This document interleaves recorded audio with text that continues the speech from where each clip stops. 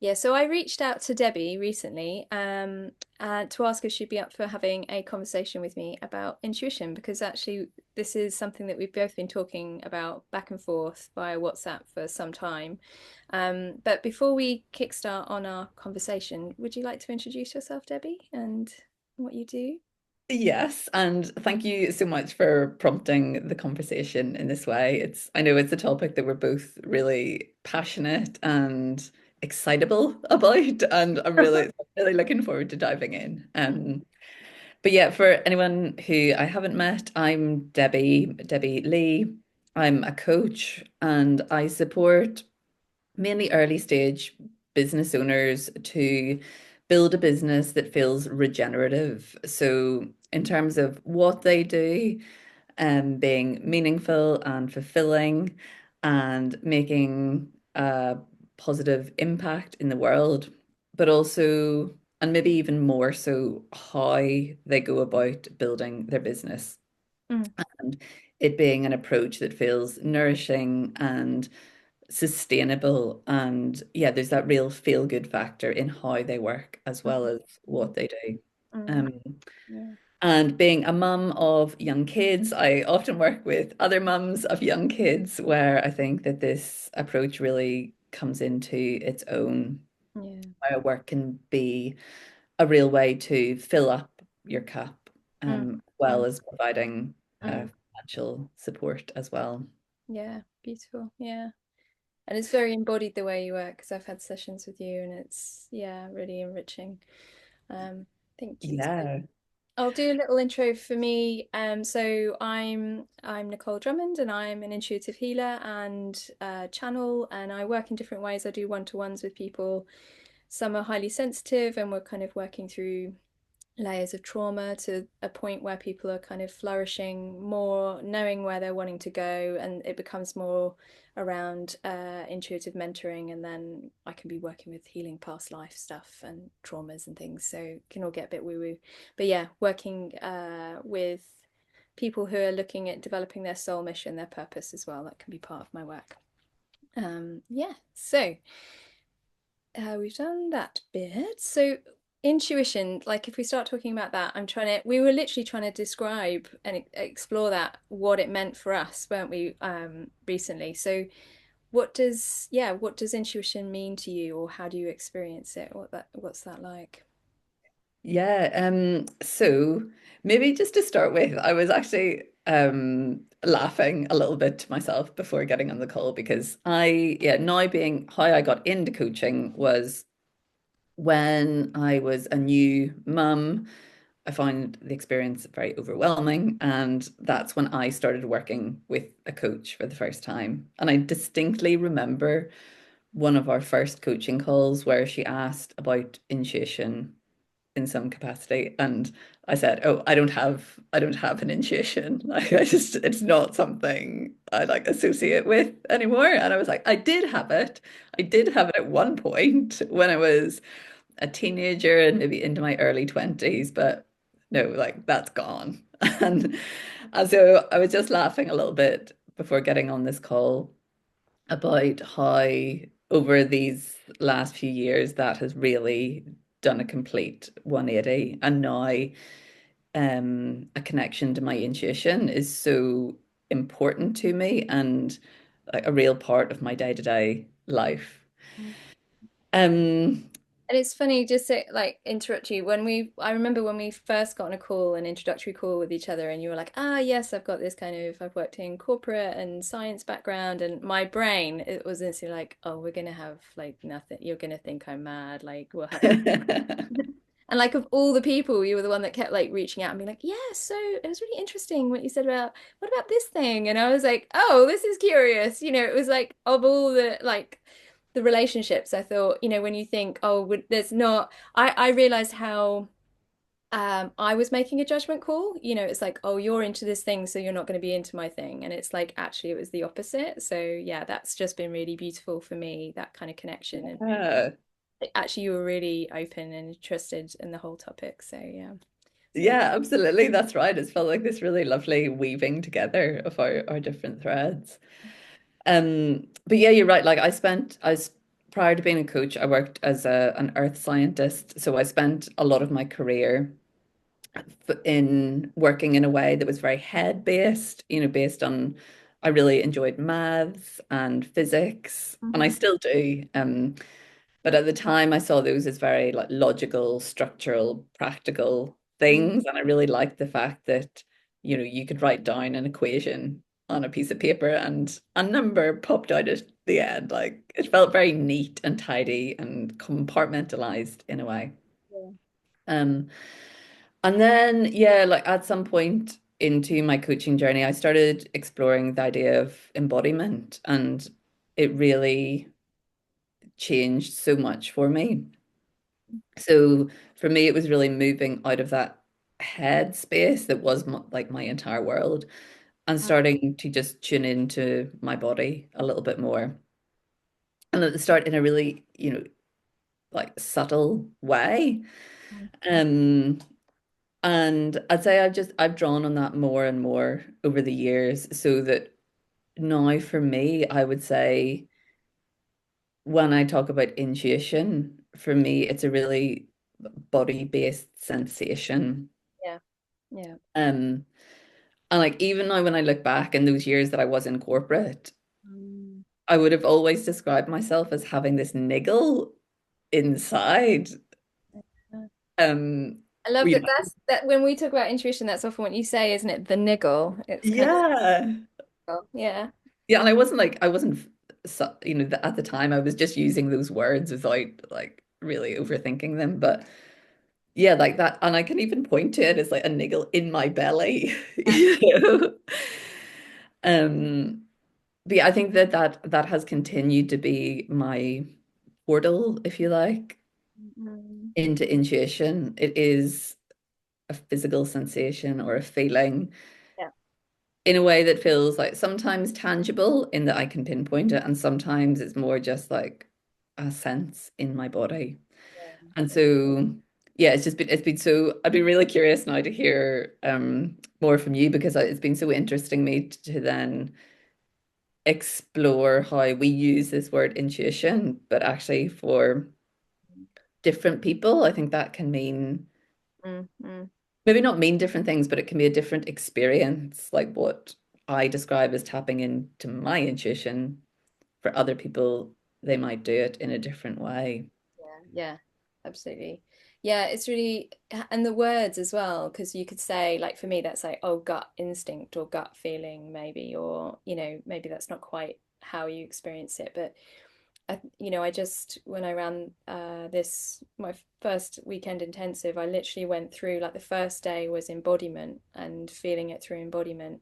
Because I think when I hear the word, I kind of literally, my brain imagines like a sparkly mist that's something that's out here, that's intuition. But actually, what's going on is we're feeling it. It's like the nervous system is reaching out into the field, and we're receiving messages on all different levels from, like for me, intuitive information can come from a place of safety, in the body, which, and sometimes for me, that's, yes, that's the gut, yes or no, or it might be a kind of a crone voice, which is like a deep, almost like mythic knowing. And then other times I experience guides coming in, other times it's higher self. It's like the information itself comes in from different sources for me, but it's always registering in the body. Like that's where it's coming in, and I am the antenna, as it were, and the receiver of that information. So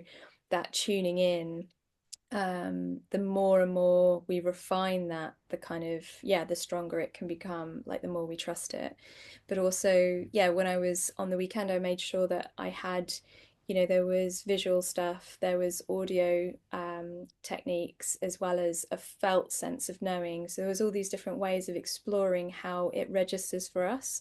And what was really beautiful to see was how for each person, it was like, oh, well, that did nothing for me. Like one of them would say, I got nothing. And then with another exercise, they're like, oh my gosh, it was like they struck gold. And it's like, oh, this is strong for you. It's not that you can't access the others, but it means that you might want to practice with it. And this is your big hell yeah, kind of like how it registers for you. So Yeah, I think it is definitely different for different people what's stronger.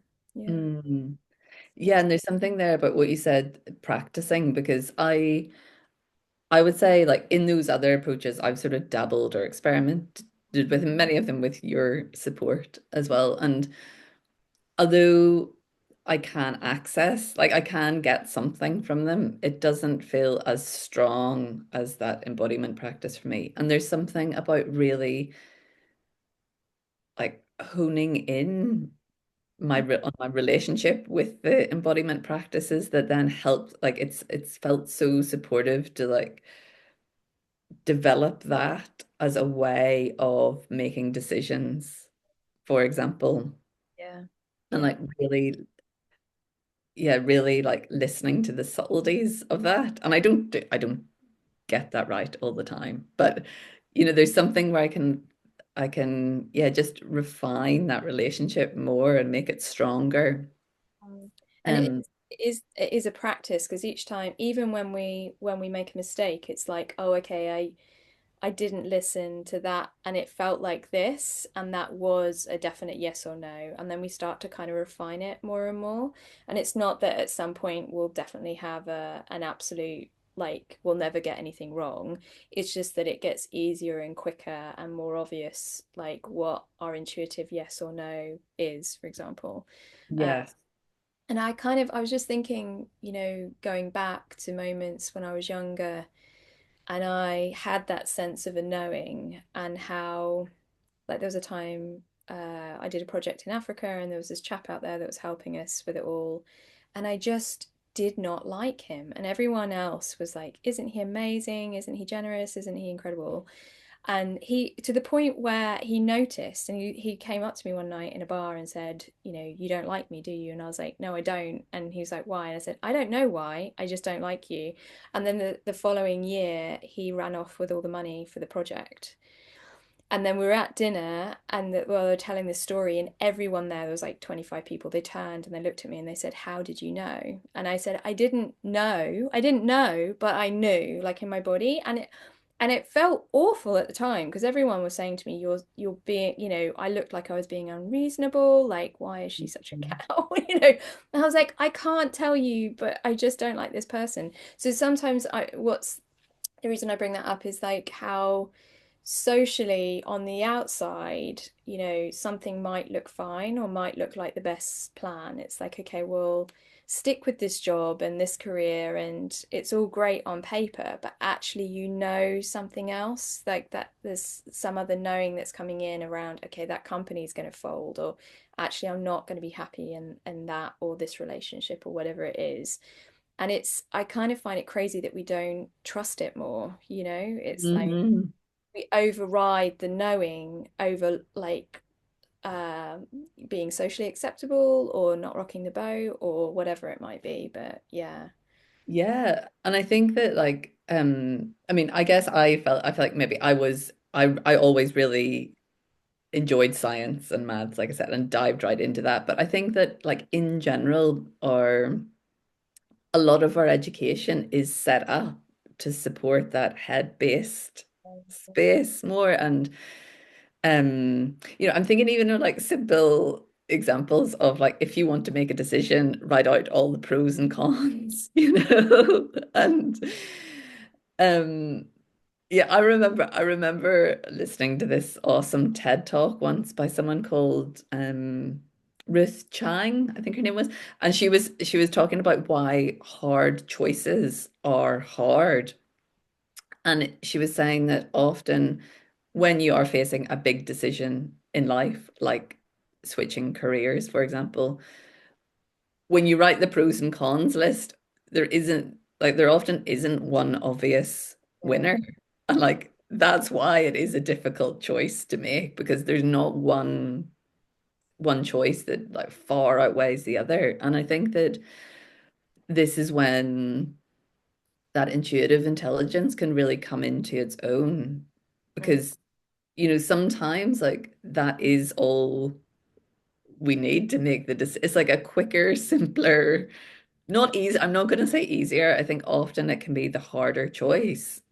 Yeah, But definitely. there's like, and having or feeling the support of and knowing Mm. that's there can feel like a real support through hard choices. And then each time you do it and it kind of it works out, you feel like you can trust it because it does feel like a risk. Like the example coming to my mind just now is, when I started this business and my husband, our daughter was really young, we were struggling with money. He was like, "You just need to get money, you just need a job."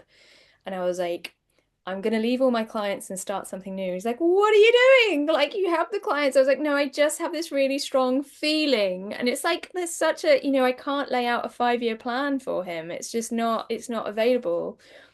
But like within a year, I was earning the money that we needed to be earning. I had flexibility and I was really happy and satisfied in my work. And then he was just like, "Okay, like, yeah, what does your intuition say next?" And even now, I'm like, "Okay, this is where I'm at." He's like, "Listen to your guides, darling." Like, I'm like, "Oh, it's such a turnaround." So then we're asking other people to trust us sometimes too. And like what you said about schooling, it's so true. It's that it's really interesting with my daughter because she's like, "Mummy, what do I, how do I make a decision on this thing?" And I said, "Close your eyes and ask your intuition." And then she just goes, "This one." And it's like I'm trying to get her to trust that muscle again and again and again because I know that school will educate her out of knowing what she knows she needs and feels. Mhm. And, so, and you can't, school can't do everything, but it's a particular kind of education. And I think sometimes we've got unlearning to do actually when we come out the other end of it. Uh, Yeah, Particularly, yeah, and I think it's different for different characters how much we have to do that. But I was yeah, very logical as well. I was like, well, if I can't think it through, then, I was all logic based. So it's kind of like I'm the weirdest intuitive that I've really had to come back into the body and trust the body. And because that voice was loud, but I just wasn't listening. yeah. And there's time, I think it's really worth making the point too that like it's not that it's not like intuition is right and logic is wrong. Like there's space for both of those.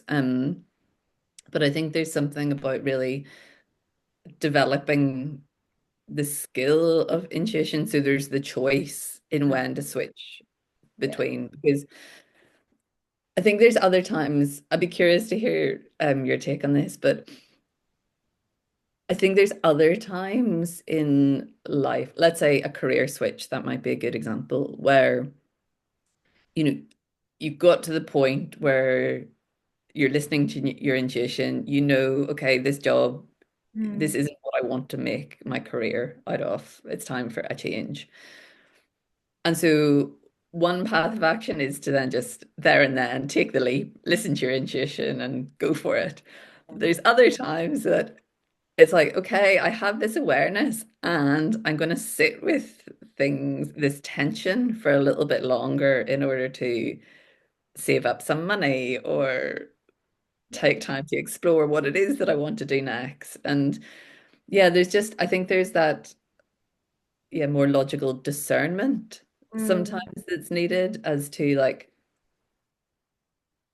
when to act on your intuition and when to sit with the tension Yeah. a little bit longer. The timing piece is so important. It's not like you get the information, you do the thing. It's like you can have an awareness of something, but actually it might be a few years down the road. And then quite often I find the clients, that's not what they want to hear. They don't want to, they're unhappy now. They know they're meant to be doing something, but often there's personal development that needs to happen along the way, or maybe there's training that needs to happen. So I've got a client who's ready to move on from what they're doing, just had a 3-month break, and they're like, "I need to figure out the job, the thing, I've got to make it, da da da da." And I was like, "No, actually, everything that's coming through is you're doing this work on yourself." And then a series of things happened, partner breaking, relationship ending, someone being seriously ill, and then a third thing going on. And it was like riding the waves and of this change and having to change their responses to things. It was like, yeah, it's actually just taking longer. It's longer than we want it to be, than our conscious mind wants it to be. So yeah, timing is really paramount, I think, as well as I'm just thinking like within my own journey, it was like, well, it's a yes to this, but only for so long. Yeah. So sometimes we can get a yes, but it's not the whole yes. It's like, Hmm. yes, start here and keep going, but you're going to be doing this for like 2 or 3 years, and then it will change. You'll change tack. And that's what happened to me. It was like every time I thought about scaling doing HSP work, it was like, no, that's not what you're meant to be doing. And I was like, well, hang on a minute, you told me I'm meant to be doing this. It was like, no, it's because I didn't see the full picture. It's like, oh, okay, and now here's the information you needed because your development has come so far and you're ready. So that's a really powerful piece of like trusting the timing as well. Yeah. Yeah, I really relate to that in the early days of starting my own business. So when I first started coaching, I worked more supporting mums in like, the juggle of work and life and career. And I felt so passionate about it, and taking that leap out of my corporate job felt like a big deal. And I really had this sense of like following my calling in Mhm. going into coaching, and I would openly tell people about that. Yeah. But those early days of my business, it was so tricky. Getting started was in terms of recruiting clients and just getting everything set up. It was so difficult. And after about a year of it, I thought, like, have I just made like a huge mistake? Like, and I think it's really confusing because I was like, that feeling of the calling was still there and still is but I just couldn't understand why, like, I felt like I was doing all the things in terms of like the logical, practical things, like getting a website set up, getting my social media set up, getting yeah, just all the things that come with running a business. And yet it didn't really seem to be like working, I'm using my air quotes, in the way I expected. But I think looking back now, a year in, my nervous system just wasn't ready. Like it takes a long time I think I really underestimated the amount of spaciousness I needed. I mean, in terms like sometimes physical space, in terms of just being in a quiet house by myself for a little while, but also time space in not just going at 100 miles an hour all the time. Like, I think I needed the time for my nervous system to like relax into it all a little and like recalibrate in some way. And Yeah. it's only been over time that I've appreciated that. And again, I still don't always get it right, but I feel more aware that it's something that I need to build in. Mm. Yeah, I completely like when I look back and think about early days with clients, I just have a handful and I'd just be smashed the whole week. I'd just be completely done in. Whereas now I can see double, triple and just be like, yeah, I'm cracking on with my week and it's not a big deal. But that's taken time for my nervous system to kind of build up that capacity and to get used to that. And I think that's it's part of why now it's like, okay, now I'm able to start training or scaling the work, not only because I know, I have a sense of the work and what it is I'm meant to teach, but also like my body's ready. Like it's like I can build on the foundations that's there. But even as I take that step, it's like again, there's an adjustment and everyone's like, "Are you excited?" And I'm like, it's kind of like anxiety, excitement. It's like it's another like leap, and again, that sort of adjustment and it's not comfortable or easy, but the feeling is true. I can tell, now is the right time. I mean, I say I can tell like I'm being shouted at, like, do it now, do it now. There's like this crazy urgency that I sort of realize when I step out of myself, no one else can hear. That it's like, yeah, so there's this pressure going on as well. But it's definitely, it was a bit like shifting sands or being the tide, knowing when the tide was right to try and Mhm. push out. You don't want to do it when it's really rough. You don't want to do it when you can't get any traction. And then there's just a point where actually you float and you start to go. So yeah, it's Yeah. interesting. Yeah. And really making it your own. So I think this is how like I've come to use embodiment practices in a business coaching context, because I think my own experience early on was a lot of business coaching is like, here's the blueprint or here's this three-step formula to doing this. And like sometimes I think for some people that does, and I have seen people get great success out of that. But for other people, it just doesn't Mm, work, or you just happen to not find the yeah. approach for you. And so I see people then ending up in this sticky situation where you're sort of like bouncing from approach to approach, again, not really understanding why it doesn't work for you when it seems to work for everybody else. Whereas like having embodiment practices to come back to, it's like constantly, it's almost like an anchor point. I find it's like an anchor point that you can keep coming back to and refining. And yes, maybe you do use some like blueprints or three-step strategies along the way, but just like you said, at a certain point, then there's enough there in you that you can really Um, make it your own. yeah. And And know if something's in alignment as well. I think that's what I've seen sort of being around other entrepreneurs. It's like, I think, not that my approach looks wacky, but it's a bit like, oh, why don't you just get on and do this course now? Logically, that makes sense. And I'm like, I completely get that, but everything in me is telling me no.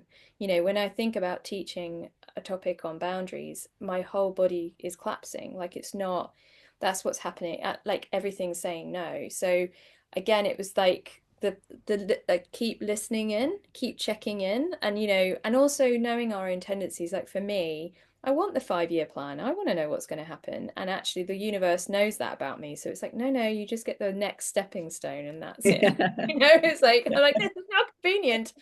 So it's like, but actually, I'm not the person I need to be where I need to be in 5 years. It's like I don't know who she is yet. It's like she's, so when I ran the training on the weekend, I could literally feel like my psyche starting to change. Like I was like, oh, Mhm. there's this teacher element that's being created now, and that wasn't there before, but it's happening through practice, you know. So yeah, so when it's like does something, it's the same with does something feel in alignment ethically in terms of my marketing and my approach. And it's that again, when you like that really speaks true, or when you talk about the niggle for me, when I'm being sold something and it's kind of, if I feel anxious or uncomfortable, I know I'm being manipulated. It's like, no, I don't want to make people feel like that. I want, because it feels bad. Like I don't want to feel bad that they feel coerced, or it's like I'd rather have my hands open and saying here's the thing, if it feels right, like the right time. There was someone on the training that was umming and ahhing, and I was just like, just listen to yourself. Like, I'm not going to tell you to do this because it's not comfortable for me if you're in the room and you're uncomfortable. Like, yeah, it's like how our intuition can lead us to kind of ethical practices as well, like what feels good for us. Does that make sense? Yeah, absolutely. Yeah, I really like that because it's like there's something about the like what comes up for me is the word connection. You Mm, describe that. There's something about like when we can be more connected with ourselves, then there's like it's so much it opens connection with other people so yeah. in a really genuine way, much more readily. Yeah, and that I think you're going to be much more in alignment with what you can offer and what they need as well. There's like Hmm. authenticity and honesty going on there. And I feel like, you've been doing recently your 100 gift sessions, like campaign. There's just like for me, the resonance coming off like the way you're writing in your posts and the way you're communicating, like there's something, that kind of sense of alignment of something really true flowing through you into your words and into your copy. There's just, I couldn't tell you what it is. There's just like this shift that's happened. Does that make sense? It's like, Yeah, yeah, it's been such an interesting experience for that. And actually really touches, it probably is a good example that touches on a lot of the things that we've covered. So I first came up with the idea for the gift campaign. Yeah, just so in spring of this year. And it was that niggle. It was like the niggle inside. And I thought, oh, it's 100 sessions. Like maybe that's a bit too ambitious. Like, what will people think if I give away a hundred hours of coaching? And then And then just the practical enormity of the task felt like a lot as well, but it just didn't go away. It just kept, as these niggles do, it just kept coming back. And so, yeah, I put it into practice I started off in October, the start of October this year. Mm. And so, yeah, the project's been offering 100 gift coaching sessions over 6 months. And it's been so interesting how the copy, just what you said about the copy, I would say I wrote that in intuitive flow. And Um, so many people have said that. And like on the sessions, so many people have reflected back the mhm. theme of intuition. And it's just so, yeah, it's really fascinating to like, it feels really exciting. And it's just really fascinating how that, like, the flow of energy works. Yeah, I think when you're in contact with something that feels, I want to say higher, but it feels really true, and it's like, I think it's almost, I'm referring back to like the training I did, that where what I started to realize was what our intuition is can do is connect us to our own innate sense of spirituality. Like, so something can either be working through us or our higher self can speak through us. So when we open ourselves, like, we're really sort of intuitively channeling in that way. That's what I was thinking with your writing. It's like something is coming through that doesn't matter that it's like really conscious and of this sort of self. It's like, and I think that resonates really deeply with people. Does that make sense? Yeah. So Yeah, we feel it. yeah.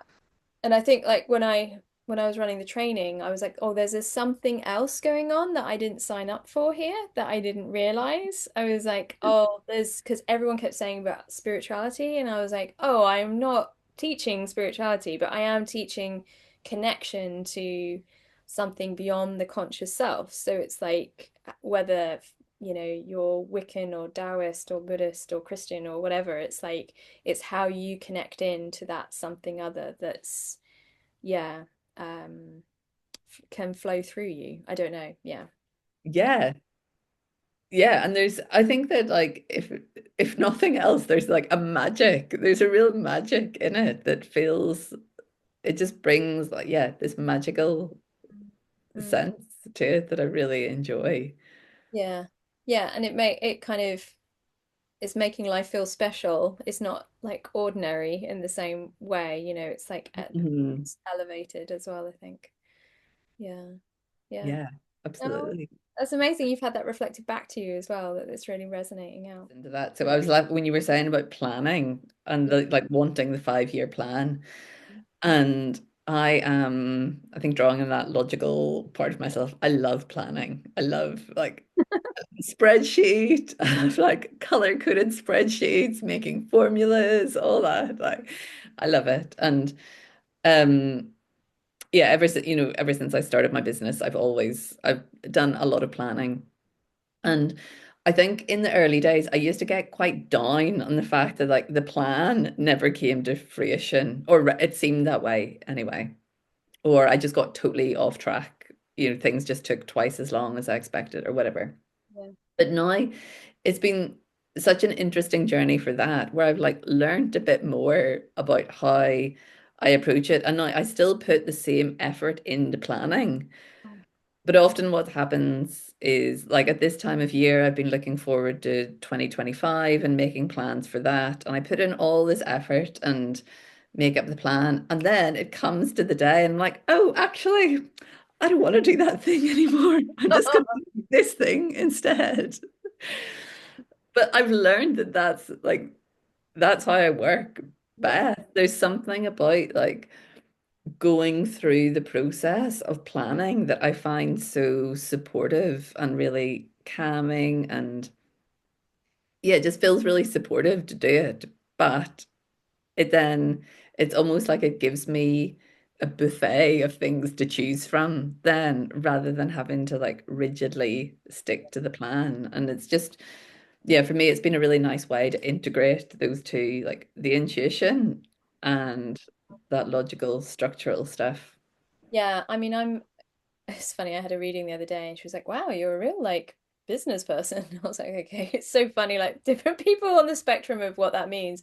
And I was like, well, I like clarity. I like to kind of have a sense of direction and I like, being able to plan. But it's like it's funny. It's sort of for me, if I think about my business plan for the year ahead, it's like, right, okay, well, I'm going to do training February, March, and then if I have capacity, I might take it online for May, and then I'll repeat in October. Like that's the kind of the plan. But I am definitely, yeah, I'm going to see how I feel, like what feels right at the time. And also I do muscle testing with my planning. So I actually check in with, okay, how many of these things do I aim to deliver or create? Because like I'm now trying to create a course in 3 months, which the first one took me a year to do. So I'm thinking, well, the kind of the neural network is there to be able to work a bit more rapidly and have confidence in, okay, 60 pages is a day or however long it is. So I'm kind of having faith in that as well. It's like the messages deliver it now, and I'm like, well, you better help me with the people and the planning because I like is I'm like, okay, but you better help me. So whereas I have a sense that it's like a sense of something. So I know the next 2 years is kind of creating and building, and then the 2 years after that is the growing. So it's like, but I couldn't tell you hard and fast, well, this needs to happen on that month, or. Yes. So that was interesting. So I see someone who channels for me is Becca, and I was like, she said to me, I was like, every time I try to put the dates in my diary, it literally just keeps doing that, and I can't figure it out. And she was like, oh, it's because you can tune into potentials. She said, and when you tune into one potential, everything else moves. So I think sometimes we can have like significant events that are an absolute, yeah, it has to happen this weekend. So you meet this person or these people are here, and other times, the potentials are flexible as well. Mhm. It sort of depends what happens to us, really. For me, often that's about capacity, but yeah. So there's that intuitive planning, and then I'm also doing, the blogs and the videos and all of that is still going on. The consistency is still really important as well. Yes.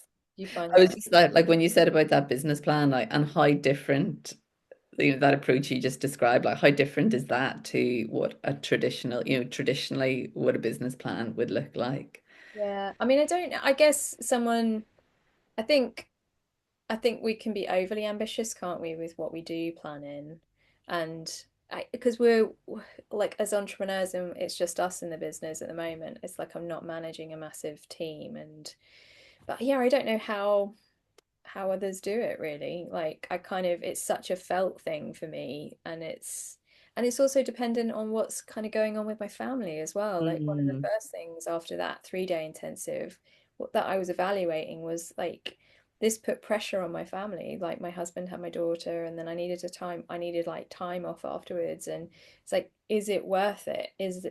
Does it all balance out? And I think that's something that we're really measuring as well as mothers, as entrepreneurs. yeah.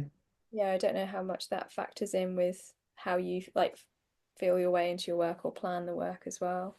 I think it's the like what you talked about capacity. It's something like it's that, and really recognizing that um like how much of our capacity we use in motherhood. Like I know at times, I find that over these last so my kids are 7 and 4, so they're not of the, they're out of the baby stage, but especially my 4-year-old, like there's still times when it like he needs a lot of support, and often it's emotion, like these days it's emotional support rather than physical support, and really like um giving acknowledgement to the fact that that is taking some of my capacity, um rather than it being like another thing Mm. in amongst the mix. Yeah, yeah. Or if they're having a sick day and Yes. thrown up in the air. We've had that quite a few times recently. Yeah, or school holidays. Like really, I've had in a good way. I've now had to be quite intentional about planning around school holidays and things like that. Um, That's Whereas I think sometimes as an entrepreneur, when you do have the flexibility, there's the temptation to, yeah. in school holidays, I'll work the same, but I'll just make it like early mornings, late nights, and weekends, which I do a bit of as well, but not, I now lower the expectation that. Yeah. I mean, my whole business plan does it's engineered around every half term and those periods, and then yeah, figuring all of that out, like yeah, many mothers do. But it's like the great thing about working for yourself is having that flexibility as well, being able to work around things. Mhm. But yeah, and I found like actually my daughter has been I've become more ambitious being a mum and feeling like I'm this also that knowing I'm a role model. Not so much in like, oh, this is what a business person is, darling, but it's more, yeah, I don't know. It's like becoming that the not best version of me, but demonstrating those principles to her that I want her to be able to just embody naturally.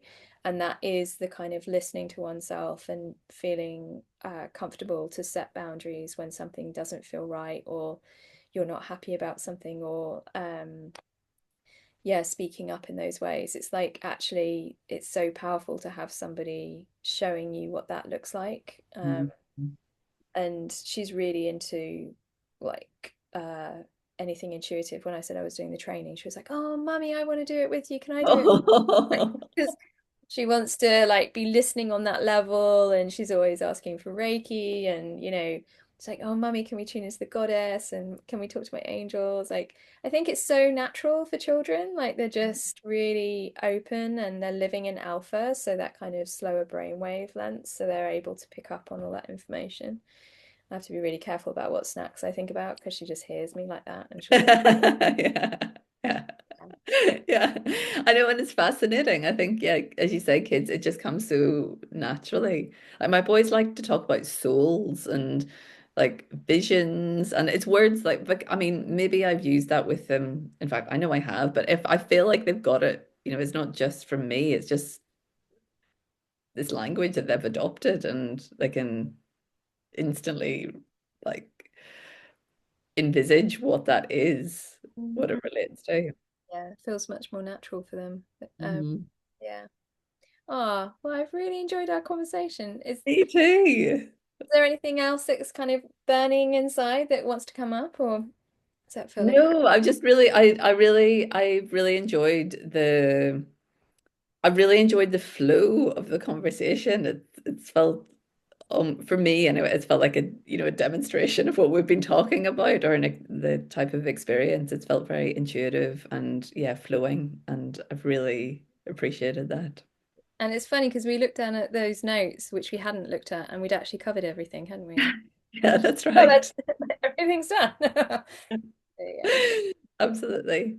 Thank you so much. And yeah, we'll speak again soon.